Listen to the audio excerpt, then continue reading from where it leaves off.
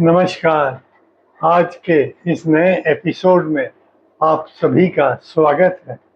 हम बुजुर्ग लोगों को खूब याद होगा जब कोई व्यक्ति 60 वर्ष की आयु पार कर लेता था तो अक्सर मजाक में कहा जाता था, अरे यह तो सठिया गया है।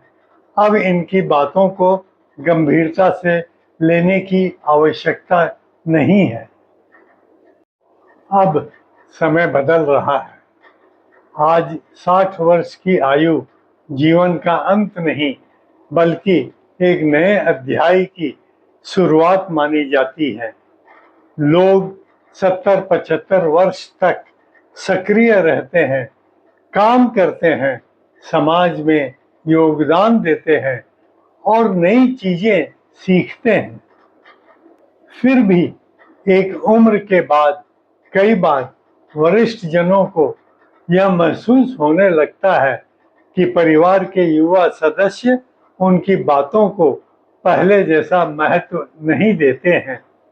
ऐसी स्थिति में केवल शिकायत करने से कुछ नहीं बदलता। बेहतर होगा कि हम स्वयं भी अपनी कुछ आदतों पर विचार करें और आवश्यक सुधार करें। सबसे पहले हमें स्वयं यह प्रश्न पूछना चाहिए कि क्या हम हर समय केवल सलाह ही देते रहते हैं। अनुभव बांटना अच्छी बात है, लेकिन हर समय उपदेश देना कई बार सामने वाले को बोझिल करने लगता है। इसके साथ साथ यह भी महत्वपूर्ण है कि हम अपनी बात किस प्रकार कहते हैं। वही बात यदि आदेश या डांट के स्वर में कही जाए तो उसका प्रभाव अलग होता है, और यदि प्रेम पूर्वक सहजता से कही जाए तो उसका प्रभाव बिल्कुल भिन्न होता है। शब्दों से अधिक महत्व हमारे बोलने के तरीके का होता है। एक और आदत जिस पर विशेष ध्यान देना चाहिए वह है सुनने की कला। कई बार जब युवा अपनी बात रखते हैं तब हम उनकी बात पूरी होने से पहले ही बीच में टोक देते हैं। ऐसा करने से उनको यह संदेश जाता है कि उनकी बातों का कोई मूल्य नहीं है। हमें यह आदत विकसित करनी चाहिए कि पहले पूरी बात ध्यान से सुने फिर अपनी राय दें। कई बार चर्चाएं बहस का रूप धारण कर लेती हैं। ऐसी परिस्थितियों में धैर्य सबसे बड़ी ताकत बन सकता है। यदि हम तुरंत उत्तेजित होकर प्रतिक्रिया देते हैं तो विवाद और बढ़ जाता है।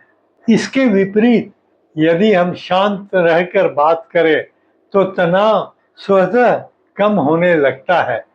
एक और महत्वपूर्ण बात है अपनी गलती को स्वीकार करना।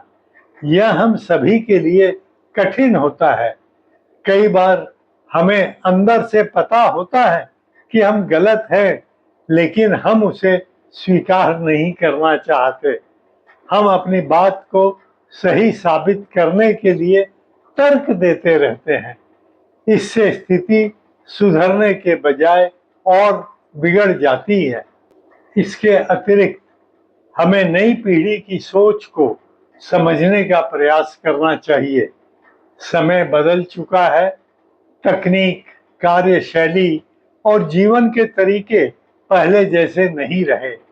अंततः सुखमय वरिष्ठ जीवन का रहस्य केवल अच्छे स्वास्थ्य या आर्थिक सुरक्षा से नहीं छिपा है। उसका एक बड़ा आधार हमारे संबंध है। यदि हम विनम्रता, धैर्य, सुनने की आदत, सकारात्मक सोच और अपनी गलतियों को स्वीकार करने का साहस विकसित कर ले तो हमारे सुनहरे वर्ष वास्तव में और अधिक सुनहरे बन सकते हैं। इन्हीं सब बातों को लेकर मेरा इस सप्ताह का लेख था, जिसका शीर्षक था सुखमय सुनहरे वर्षों के लिए कुछ आदतें सुधारें। आप ये पूरा लेख हमारी नेवर से रिटायर्ड की वेबसाइट पर पढ़ सकते हैं। धन्यवाद। अगले एपिसोड में फिर मिलते हैं।